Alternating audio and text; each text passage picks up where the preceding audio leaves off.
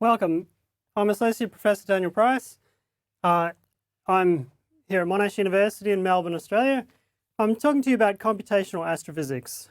So in particular, we've talked in some previous lectures about the equations of hydrodynamics and some basic physics of those equations.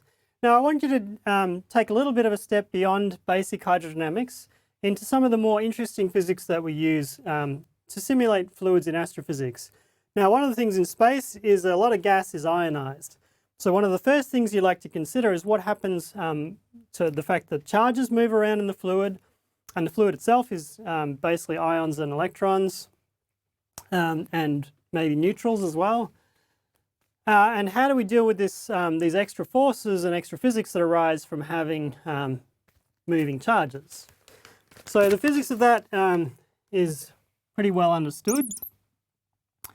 And it's basically what we call magnetohydrodynamics. So in astrophysics, we very rarely need to consider any static charge.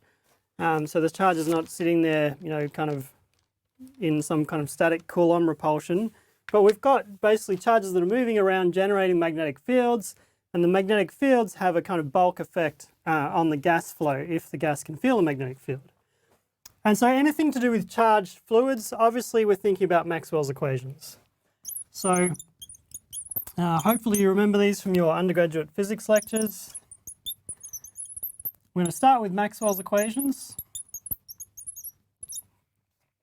And we're going to try and derive something that can bolt onto our fluid equations by working with the Maxwell equations in conjunction with our equations of hydrodynamics. So if you remember your Maxwell equations, they're the following. Curl of B equals mu naught J.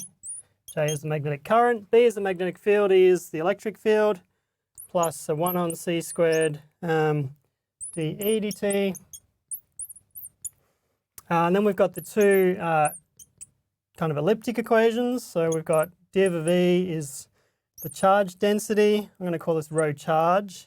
So it's different to the mass density we've been using in the hydrodynamics equations. So it's charge density. And we've got the divergence of the magnetic fields equals 0. So that's called the no monopoles condition because it sort of prohibits the existence of magnetic monopoles in the universe.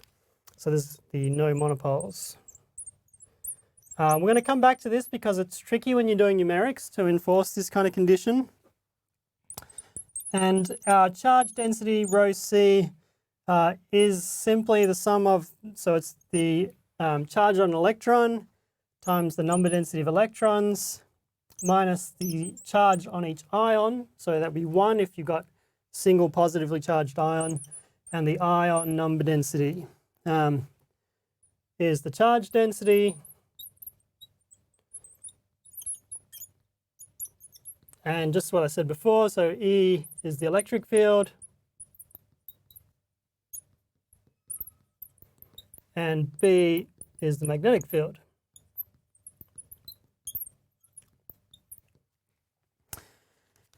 All right, so the first thing we usually do is we're usually dealing with non-relativistic fluids. So things get a bit tricky when you try and take non-relativistic limits of Maxwell's equations. And that's because Maxwell's equations have two non-relativistic limits.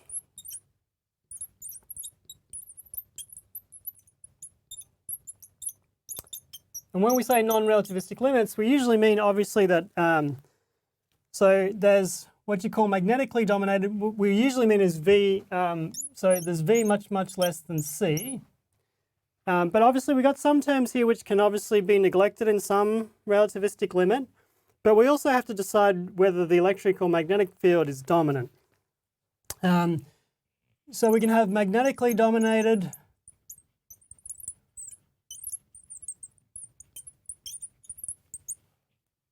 so that gives us basically V is much, much less than C, and E is much, E is much, much less than C times B. Or we can be electrically dominated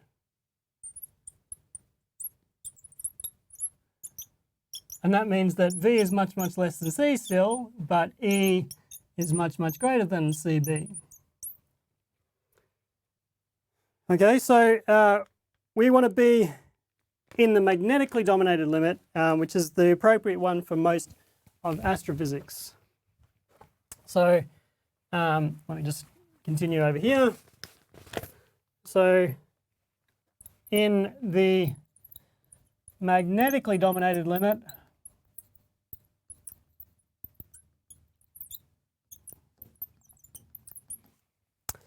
so we want to transform these equations to a moving frame. So in this limit, we can neglect the displacement current.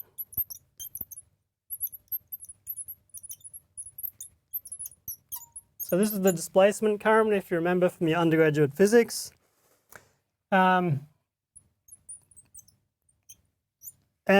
we have, so basically the first two equations give us the curl of E equals minus dB dt. And then we simply have the curl of B is mu naught J. So we just simply have Amperes Law here.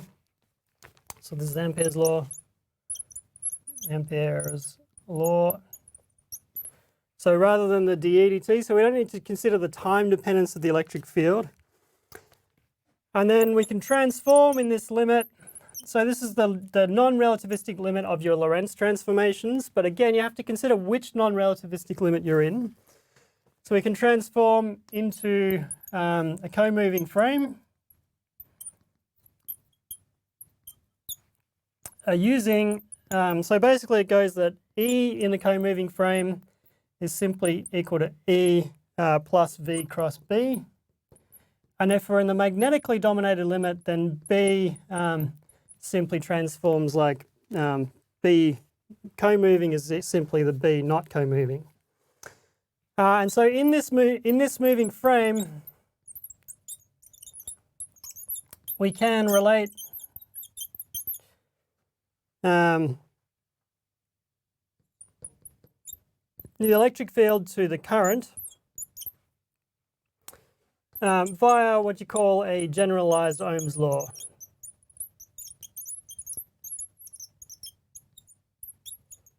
Now you can derive this. You can actually derive this starting from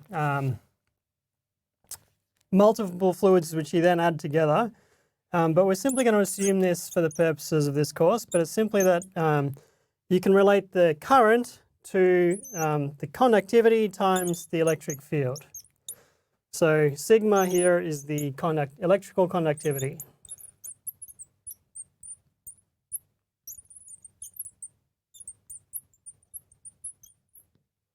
So if you remember Ohm's law, it's V equals IR, so J is the current. Resistivity is like 1 over the conductivity. So this is like, you know, E is like your voltage, J is like your current, and 1 over sigma is like your resistance. So this is equivalent to assuming, so this is the same. We can assume that rho dash equals 0. So in other words, that rho in the co-moving frame is 0. So i.e. Charge neutrality in the co-moving frame. So if you're on the frame where you're on a boat and you're traveling along with the fluid, we're saying that this rho charge in that frame, but not in other frames, would be 0 because basically the number of electrons must equal the number density of ions times their charge. So this is an equivalent statement of saying that we're assuming charge neutrality in the co-moving frame, implying that E dash is 0. So charge neutrality in the co-moving frame would give you perfect conductivity. All right, so let's carry on with our equations then. So we start with our Maxwell equations. We've got charge neutrality in the co-moving frame. or we can use our generalized Ohm's law as an equivalent statement.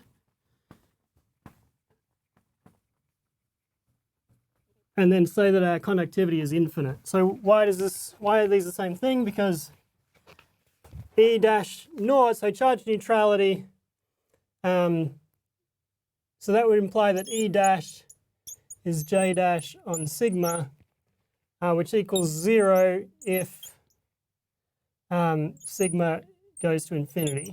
So charge neutrality is equivalent to assuming infinite conductivity. So we have, therefore dB dt is the curl of E. But now we want to do this in a co-moving frame. So we want to have a dash here and a dash here. Well, actually, we don't want to have a dash here. We want to simply write our expression for E in terms of the E dash in the co-moving frame, which we know.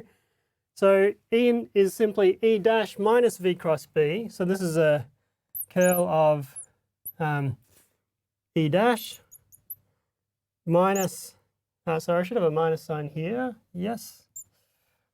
So it's minus the curl of, and it's then plus the curl of V cross B.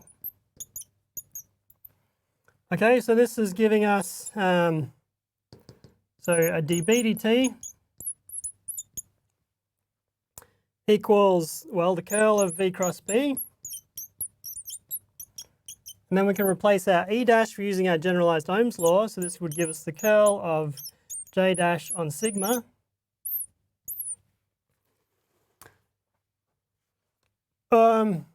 Or in other words, dB dt equals the curl of V cross B minus the curl. Now, if you remember from Ohm's law, or from Amperes Law, sorry, we had J as the curl of B divided by mu naught. So that's the permeability of free space, that mu naught. So this we could write this in the form eta curl of B. So it's the curl of B times eta, where eta is now it's mu naught. Sorry, it's 1 on sigma mu naught is what you call the resistivity.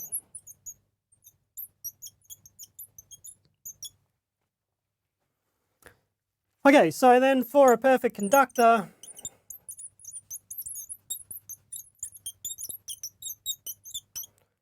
we say that the conductivity is infinite, and therefore we get simply that dB dt equals the curl of V cross B.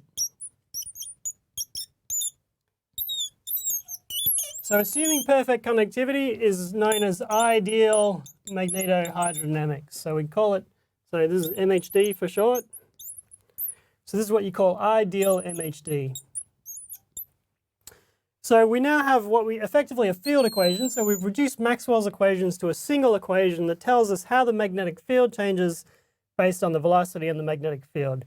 So that's something, if we know the velocity of our fluid, and we know what the magnetic field was to begin with, we can solve this equation for how the magnetic field changes with time. So that's the first part. And the second part is the magnetic field has to do something to the fluid. So then we just simply need to write our equations of fluid dynamics, and we need to add an extra term to deal with the force due to the magnetic field. All right, so let's do that over here. Just a second.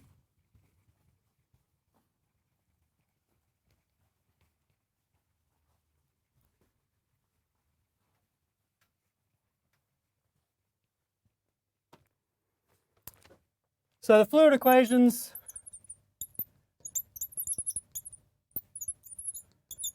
are as usual, but with the addition or additional Lorentz force. Okay, so what does the Lorentz force look like? Well, the force due to a charge, a moving charge, is simply the charge times the electric field in the co-moving frame. So that's E plus V cross B.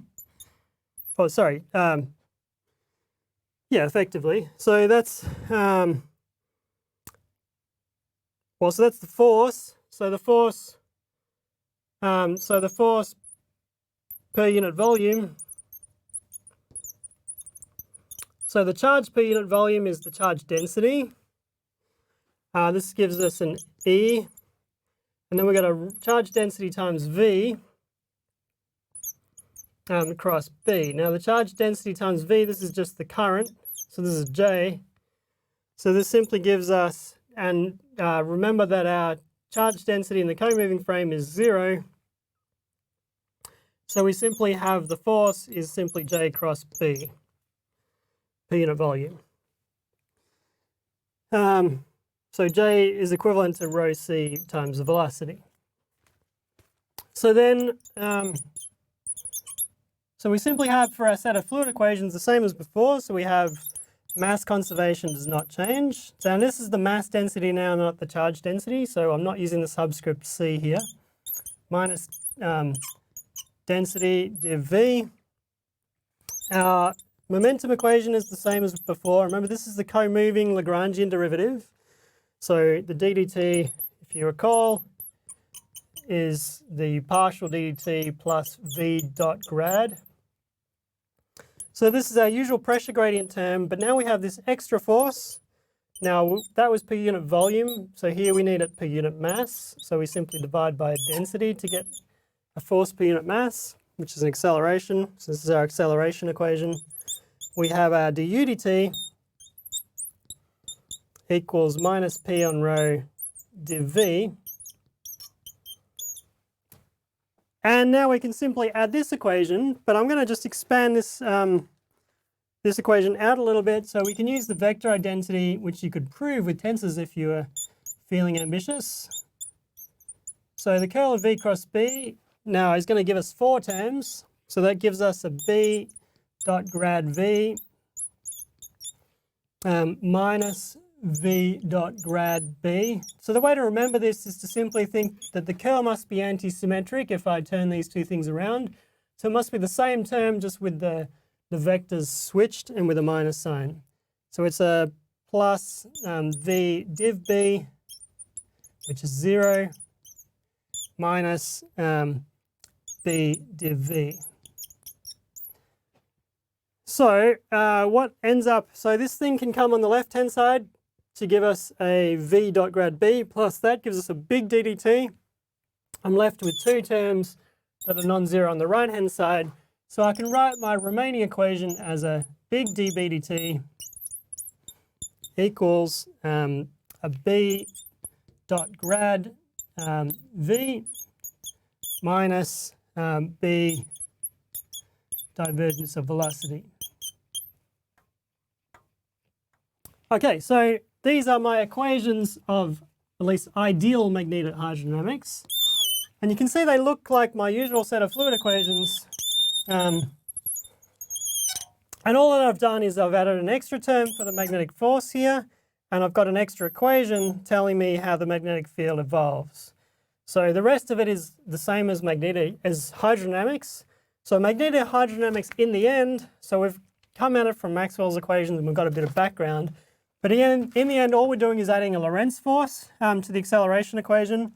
And we've got an extra equation telling us how our magnetic field changes with time. And this is effectively our field equation for the magnetic field. So in the next lecture, we're going to explore, just like we did with the equations of hydrodynamics, what these equations mean. Now again, how are we going to do that? We're going to think about how to solve these equations for some simple cases.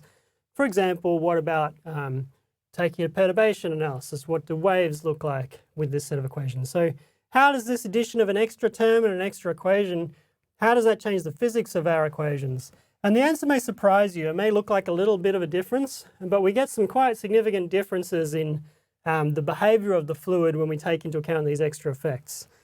So that's what we're going to come to next. Stay with us, and I'll see you in the next light board.